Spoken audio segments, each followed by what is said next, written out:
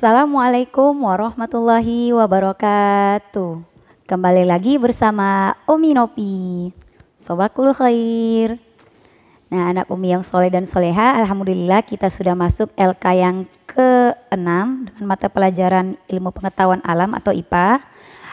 Sebelum kita mulai pembelajaran, ada baiknya kita melafazkan basmalah. Bismillahirrahmanirrahim. Dan doa sebelum belajar. Doa dimulai.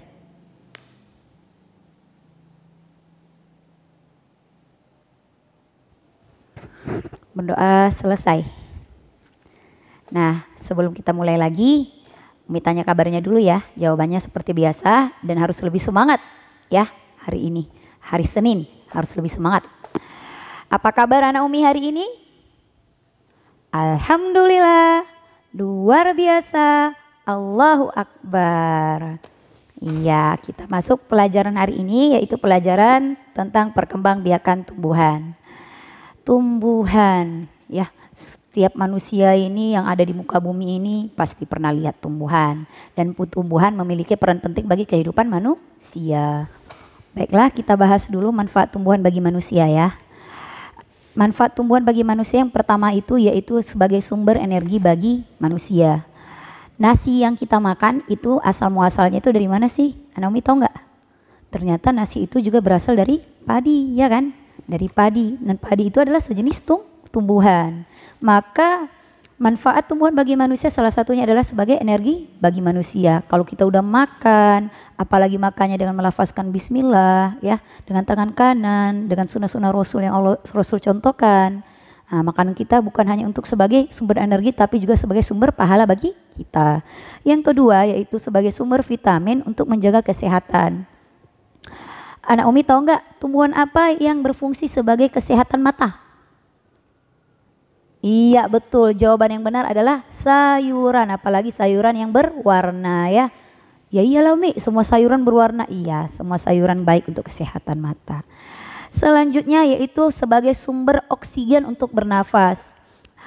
Qadarullah anak Umi, tumbuh-tumbuhan ini banyak sekali manfaatnya. Makanya kita harus menjaga ya, menjaga tumbuhan, jangan sampai menyiksanya. Karena tumbuhan sangat berperan penting untuk nafas kita. Kita bernapas dengan menggunakan oksigen dan tumbuhan mengeluarkan oksigen pada siang hari untuk kita hirup. Dan pada malam hari tumbuhan akan mengeluarkan karbon dioksida gitu ya. Makanya kalau malam-malam dilarang keluyuran. Sudah 3 ya nak. Yang keempat yaitu sebagai pengikat air di tanah. Jadi kalau terjadi hujan maka air-air tersebut akan diserap tanah dan dari tanah akar-akar tumbuhan pada tanah akan mengikat air yang ada di dalam tanah. Alhasil air tersebut diserap oleh tumbuhan, maka tidak akan terjadi banjir. Maka tidak heran bila terjadi banjir di tempat tersebut tidak banyak ditumbuhi oleh tumbuh-tumbuhan. Dan yang terakhir yaitu sebagai peneduh dan memperindah kehidupan di bumi. Tentu berbeda keindahannya kalau kita lihat sebuah tempat yang dipenuhi dengan tanam-tanaman sedangkan dengan tempat yang tidak ditumbuhi dengan tanam-tanaman. Akan terlihat lebih tandus ya. Nah, kita masuk ke perkembangbiakan pada tumbuhan. Perkembangbiakan pada tumbuhan ini sebenarnya ada 2. Yang pertama yaitu secara generatif dan yang kedua itu secara vegetatif. Coba diulang dulu, sama-sama kita ulang. Yang pertama secara generatif, yang kedua secara vegetatif. Nah, untuk pembahasan kali ini Umi akan membahas tentang perkembangbiakan secara generatif. Perkembangbiakan secara generatif itu artinya perkembangbiakan melalui proses perkawinan. Proses perkawinan udah kayak manusia memang. Nah, tumbuhan ternyata kawin juga anak Umi sama seperti manusia. Kalau dalam tumbuhan yang berkembang biak secara generatif ini, dia memiliki sel jantan dan sel betina. Sel jantan dan sel betina. Sel jantannya itu adalah serbuk sari. Ya, diingat ya. Sel jantan adalah serbuk sari dan sel betinanya adalah kepala putih.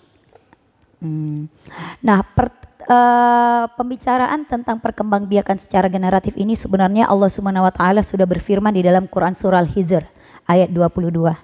Umi bacakan yang artinya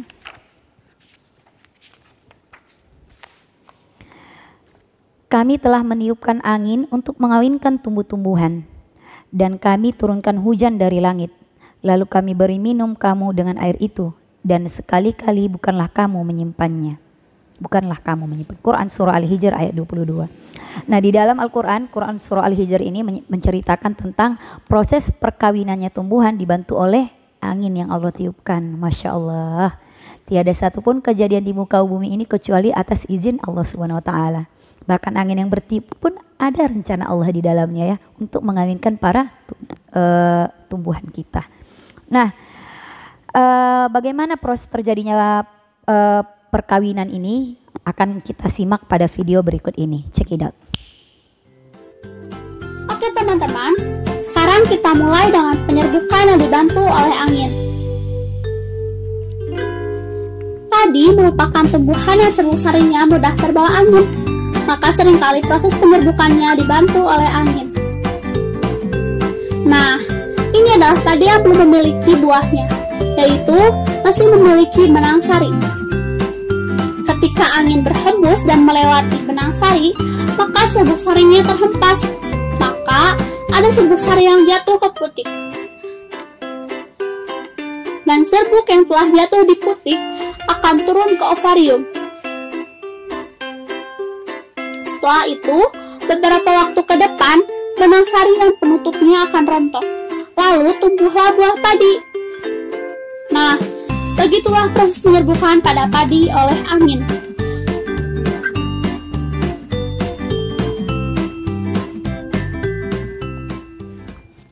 Ya, itu tadi videonya tentang penyerbukan pada tumbuhan. Penyerbukan perkawinan secara generatif disebut juga dengan proses penyerbukan ya. Penyerbukan itu adalah ketika terjadinya jatuhnya benang sari ke kepala putik. Jadi arti penyerbukan itu jatuhnya benang sari ke kepala putik.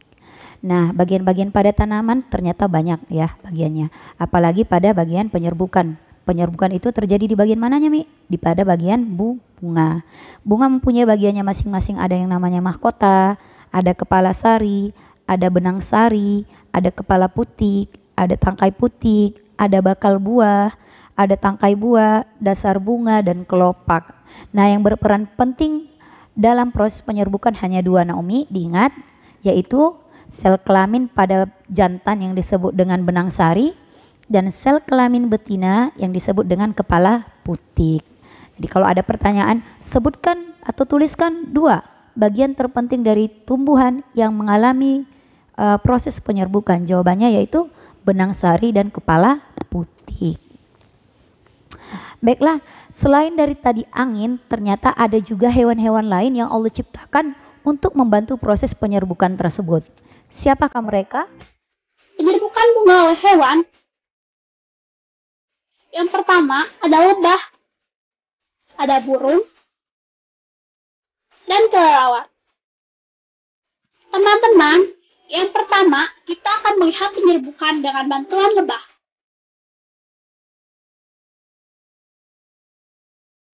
Bunga sepatu adalah salah satu bunga yang seringkali dikunjungi lebah.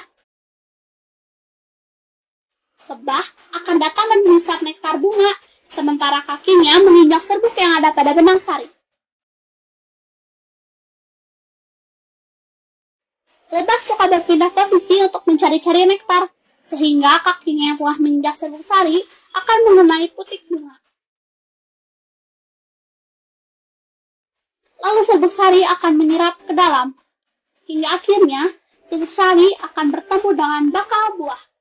Proses berikutnya adalah bakal buah akan berubah menjadi biji. Setelah itu, mahkota dan benang sari akan rontok dan tumbuhlah buahnya. Oh iya teman-teman, penyerbukan oleh serangga tidak hanya dilakukan oleh lebah, tapi bisa juga dengan kumbang, dengan kupu-kupu, dan juga semut. Oke teman-teman, sekarang kita akan melihat penyerbukan bunga oleh kelelawar.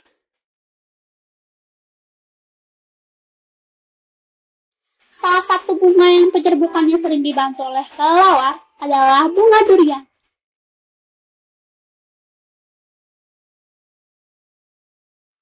Sama seperti serangga, Kelelawar mengkonsumsi nektar yang ada di bunga, teman-teman. Ketika kelelawar menggerogoti bunga untuk mencari dan mengkonsumsi nektar, serbuk sari berhamburan. Maka, serbuk ada mulai putih, teman-teman, dan serbuk sari pun turun hingga ke bakal buah. Beberapa waktu kemudian, mahkota dan benang sari pun rontok, dan buah durian pun tumbuh.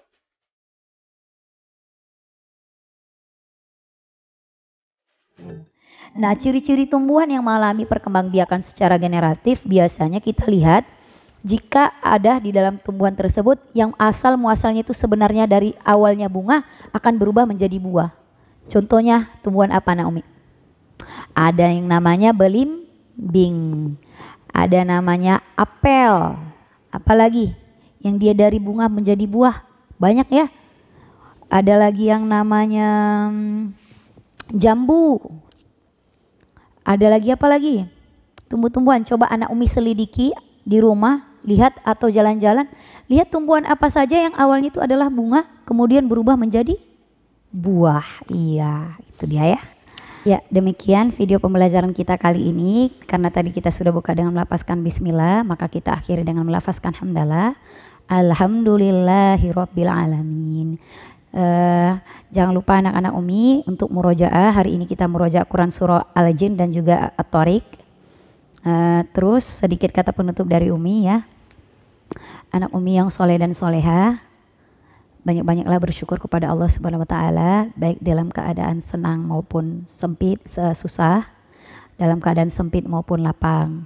Karena Allah Subhanahu wa taala akan menambahkan rezeki atau kelapangan hati bagi orang-orang yang bersabar ataupun orang yang bersyukur atas apa yang Allah berikan kepadanya.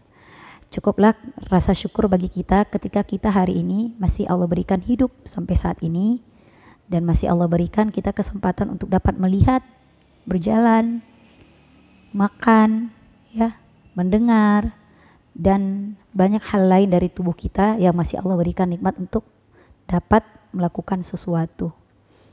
Akhirul kalam, bila ada kesalahan Umi mohon maaf. Sekian, assalamualaikum warahmatullahi wabarakatuh. Sobakul khair. Dah.